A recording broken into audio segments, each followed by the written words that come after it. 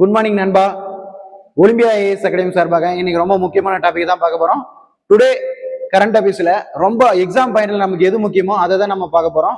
வாங்க வீடியோக்குள்ள போகலாம். வீடியோக்குள்ள போறதுக்கு முன்னாடி யாரெல்லாம் உங்க ஃப்ரெண்ட்ஸ் டிஎன்பிசி படிக்கிறாங்களோ அவங்களுக்கு மறக்காம இந்த வீடியோவை ஷேர் பண்ணுங்க, அவங்களுக்கு ரொம்ப யூஸ்ஃபுல்லா இருக்கும். வாங்க வீடியோக்குள்ள போகலாம். அதாவது இன்னைக்கான கரண்ட் அஃபேர்ஸ் என்னன்னா, தமிழ்நாடு உடல் உறுப்பு தான திட்டம். ஒவ்வொரு நாளும் ஒவ்வொரு முக்கியமான டாபிக், எக்ஸாம் முக்கியமான டாபிக் மட்டும் நம்ம எடுத்து போறோம். மறக்காம நம்ம பேஜை வந்து ஃபாலோ பண்ணிக்காங்க. டெய்லி வர வீடியோ அப்பதான் உங்களால வந்து பார்க்க முடியும். தமிழ்நாடு உடல் உறுப்பு தான திட்டம், அதாவது தொடக்கம் எப்பன்னா செப்டம்பர் 23, 2008ஆம் ஆண்டு அப்போதைய முதல்வரால் மு கருணாநிதி அவர்களால் வந்து இந்த உடல் உறுப்பு தான திட்டம் தொடங்கப்பட்டது.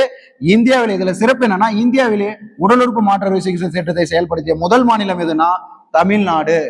ஏன் அனுசரிக்கப்படுகிறது இந்த உடல் உறுப்பு தானம்னா, 15 வயது மாணவரான பி ஹிகேந்திரன் அவர்களின் உடல் உறுப்பு தானம் செய்யப்பட்டதை நினைவு கூறும் வகையில் அனுசரிக்கப்படுகிறது. இதோட முக்கிய அறிவிப்பு என்னன்னா, முன்னாள் முதல்வர், இதுவும் எக்ஸாம் பாயிண்ட்ல ரொம்ப நமக்கு முக்கியமானது. அதாவது முன்னாள் முதல்வர் மு க ஸ்டாலின் அவர்களால் 23/9, அதாவது செப்டம்பர் 23, 2023ஆம் அன்று உடல் உறுப்பு தானம் செய்யப்படும் அவர்களுக்கு அரசு மரியாதை செய்யப்படும். அதாவது 23/9/2023 முதல் உடல் உறுப்பு தானம் செய்யப்படும் அவர்களின் உடலுக்கு தமிழ்நாடு அரசு சார்பாக அரசு மரியாதை செய்யப்படும் என்று உறுதியளிக்கிறாரு. அறிவிப்பின் சாரணனா, மூளைச்சாவு அடைந்தவர்களின் உறுப்புகளை தானம் செய்தாலும் மற்ற உடல் உறுப்பு தானம் செய்யணும் இறுதி சடங்குகள் அரசு மரியாதையுடன் நடத்தப்படும் என தமிழ்நாடு அரசு அறிவித்துள்ளது.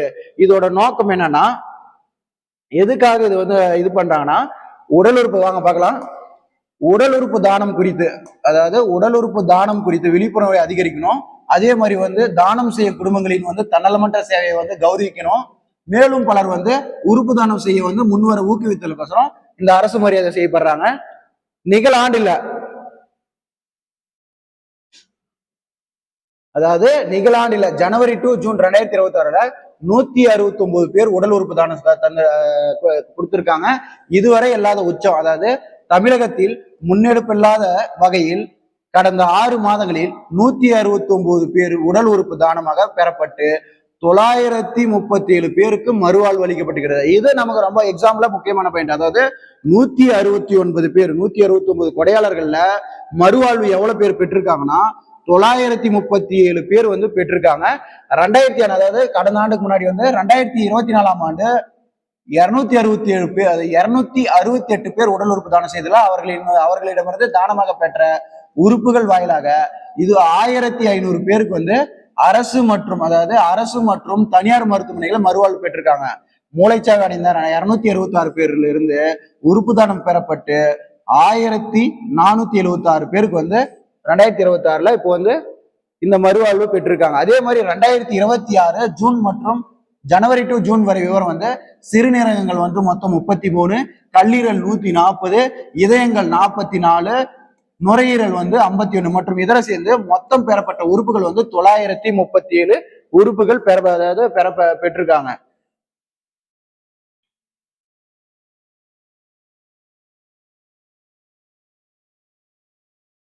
அதாவது தமிழகத்தின் மொத்தமாக இதுவரை, அதாவது 2008ஆம் ஆண்டுல இருந்து இதுவரை வந்து எவ்வளவு இதாயிருக்குன்னா, கொடையாளர்கள் மொத்தம் வந்து 2490 பேர். இது வந்து எக்ஸாம் பாயிண்ட்ல, இது வந்து உடல் உறுப்பு தானத்தோட செயலாளர் தான் வந்து இந்த அறிக்கையை விட்டுருக்காரு. நிச்சயமா கண்டிப்பா எக்ஸாம் பாயிண்ட்ல மறக்காம வீடியோ ஃபுல்லா பாருங்க.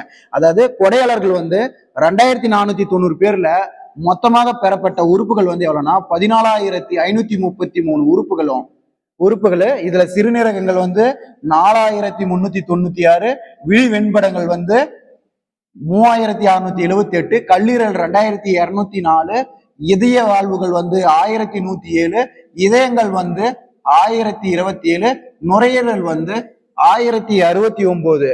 இதன் வாயிலாக பல்லாயிரக்கணக்கானோர் வந்து மறுவாழ்வு பெற்றிருக்காங்க. அதே மாதிரி தமிழ்நாடு அரசு உறுப்பு தானம் ஆணையம் வந்து தொடங்கப்பட்டாங்க. எப்போ அதுனா 2015 மே. எதற்காக இந்த ஆணையம்னா, தமிழ்நாட்டில் உடல் உறுப்பு செய்யப்படும் மாற்று அறுவை சிகிச்சைகளை முறைப்படுத்துவோம், கண்காணிக்கவும் இந்தியாவிலே முதல் முறையாக பிரத்யேக ஆணையம் வந்து தொடங்கப்பட்டுள்ளது. இந்த ஆணையம் வந்து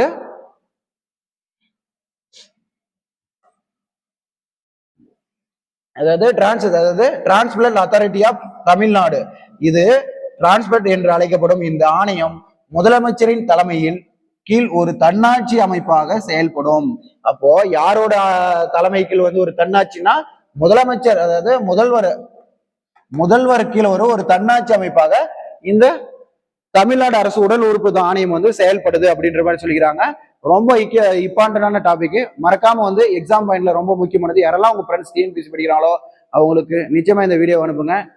இன்னொரு வீடியோவில் சந்திப்போம். நன்றி, வணக்கம்.